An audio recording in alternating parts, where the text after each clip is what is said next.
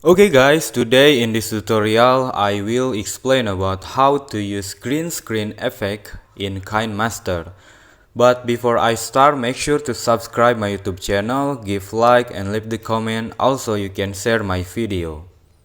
For now I will add media first. Click media in here. For example, I will select this picture. On the next, I will add green screen effect, okay? The way is click layer in here, click media, and then you can select video asset. And now I will select this green screen effect. And it's done.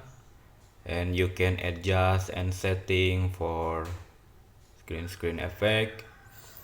After that, scroll down and then select chroma key and enable this setting. Okay, and we will play this video. And it's done. You have add green screen effect to your video. That is the way how you can use green screen effect with Kinemaster.